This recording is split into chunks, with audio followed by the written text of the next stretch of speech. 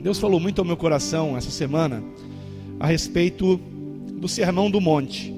O Sermão do Monte, que, como vocês sabem, é o resumo da doutrina de Cristo. Ele se encerra no capítulo 7, começa no capítulo 5, com as bem-aventuranças, e ele se encerra no capítulo 7, e logo após o Sermão do Monte, no versículo 1, no capítulo 8, Mateus capítulo 8, antes de lermos o 6, vejam comigo Mateus 8, no versículo 1, descendo Jesus do monte, o segue uma grande multidão. Ele acaba de pregar o Sermão do Monte, e em seguida vem um leproso, no versículo 2, e esse leproso o adora e declara: Senhor, se quiseres, podes tornar-me limpo. E o que eu acho significativo é que isto aconteceu logo após o Sermão do Monte. E eu não sei quanto a você, mas quanto a mim, quando eu leio o Sermão do Monte, Mateus capítulo 5, capítulo 6, capítulo 7, sabem como é que eu me sinto? Eu me sinto sujo. Eu me sinto um pecador. É assim que eu me sinto.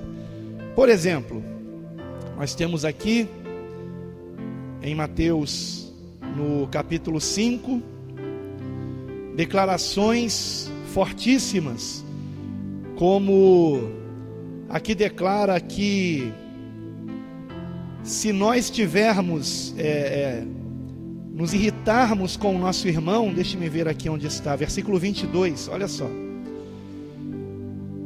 que qualquer um que se encolerizar contra o seu irmão, será réu de juízo. Qualquer que disser a seu irmão raca, será réu de sinédrio, e qualquer que lhe disser louco, será réu do fogo do inferno. E qual de nós nunca se irritou com alguém, nunca disse uma palavra, especialmente aqueles que dirigem, né? Quando recebem uma fechada, ou coisa parecida. Em relação ao adultério, irmãos, vejam o que diz aqui a palavra, versículo 28, Mateus 5, 28, qualquer que atentar numa mulher para a cobiçar, já em seu coração cometeu adultério com ela. Forte, né, irmãos? Então, o adultério aos olhos de Deus não é apenas quando um homem e uma mulher fisicamente se tocam, mas é quando há a intenção, o pensamento, o desejo. E quando nós lemos o Sermão do Monte, nós encontramos palavras assim, e palavras difíceis, né, de nós cumprirmos, como por exemplo, aqui nos ensina no versículo 44, Mateus 5, 44, amai os vossos inimigos, bendizei os que vos maldizem. Uma pessoa fala mal de você, e o que o Senhor nos ensina é falar bem dessa pessoa. Fazei bem aos que vos odeiam. Imagine, costumamos fazer bem aos que nos fazem bem, mas o Senhor nos ensina a fazer bem aos que nos odeiam. Orai pelos que vos maltratam e vos perseguem, para que sejais filhos do vosso Pai que está nos céus. Ou seja, se não agirmos assim, ainda não somos filhos do nosso Pai que está nos céus. Não nos portamos como verdadeiros filhos de Deus. Então são palavras assim que me dão a entender que não por acaso, quando o Senhor desce do monte, Deus na sua providência traz essa figura de um leproso diante do Senhor, porque é assim que nós temos que nos sentir perante a palavra de Deus, irmãos. Um Deus que é santo, santo, santo, que não suporta a maldade, a iniquidade. E como é que nós chegamos diante de Deus? Nos sentindo limpos? Não, nós temos que chegar diante de Deus como devemos chegar, nos sentindo miseráveis. Compreendem, queridos? E se você não se apresenta diante de Deus se sentindo um miserável, se sentindo um leproso, tem alguma coisa errada. O Espírito Santo não está convencendo você. Por quê? Você não tem nada do que se arrepender? A nossa salvação, ela é obra do Espírito Santo de Deus. E essa obra começa com essa compreensão de que nós estamos leprosos nesse mundo. E que só há um que pode nos curar dessa lepra. Aquele leproso disse para o Senhor: se quiseres, podes tornar-me limpo. Mateus capítulo 8. Se quiseres, podes tornar-me limpo. Se quiseres. Ele reconhecia o seguinte: eu não posso, mas o Senhor pode. Eu não posso, mas o Senhor pode. Em Mateus capítulo 5, 6 e 7 nós temos o resumo da doutrina de Cristo. Prova disso é que o capítulo 7 se conclui com Jesus terminando o discurso e a multidão se admirando da sua doutrina, do seu ensinamento. Então a doutrina de Cristo está resumida aqui em 3 capítulos do Evangelho de Mateus, que é o chamado Sermão do Monte, que começa no capítulo 5. E nesta doutrina de Cristo nós encontramos um caminho que, como ele mesmo disse, é estreito. A porta é apertada e estreito é o caminho que conduz à vida. Estreito, irmãos. Como andar nesse caminho? Somente com a ajuda do Espírito Santo de Deus. Eu creio que é possível termos um coração limpo. É possível termos uma mente pura. É possível um homem olhar para uma mulher linda e não desejá-la. É possível amarmos nossos inimigos, bendizer os que nos maldizem, abençoar aqueles que nos amaldiçoam, fazer o bem aos que nos odeiam. É possível orarmos, não somente por nós e por aqueles que amamos. É possível orarmos sim, por aqueles que nos caluniam, por aqueles que nos perseguem. É possível, porque se não fosse, o Senhor não nos ensinaria isso. Porém, só é possível quando o Espírito Santo de Deus realiza uma obra no nosso coração, de purificação, de transformação. A cura de uma lepra, ao contrário das outras enfermidades, ela era uma cura tanto a nível interior, sanguínea, quanto a nível exterior também. Exterior. A lepra era uma enfermidade, como até hoje é a hanseníase, na pele. Todos veem. Irmãos, todos veem os nossos defeitos, menos a gente. Todos veem os meus defeitos, mas eu não os enxergo. Todos veem. Então nós precisamos fazer um autoexame e reconhecer: eu não sou perfeito. Ainda há alguma coisa leprosa em mim. Ainda há alguma parte do meu ser contaminada. E que eu preciso de purificação, de limpeza, de transformação. Que parte é essa? Que parte é essa? Essa é a questão. E na minha opinião, de tudo que foi dito aqui no Sermão do Monte, o mais difícil está no capítulo 6. Mais precisamente, logo após o Senhor nos ensinar o modelo de oração. E ao concluí-lo, o Senhor declara no versículo 14: porque se perdoardes aos homens as suas ofensas, também vosso Pai Celestial vos perdoará a vós. Se, porém, não perdoardes aos homens as suas ofensas, também vosso Pai vos não perdoará as vossas ofensas. Existe um ditado que diz que errar é humano, vingar-se é diabólico, E perdoar é divino. Só com a ajuda de Deus, irmãos. Só com a ajuda de Deus. Será que nós estamos compreendendo que há um caminho no qual devemos andar?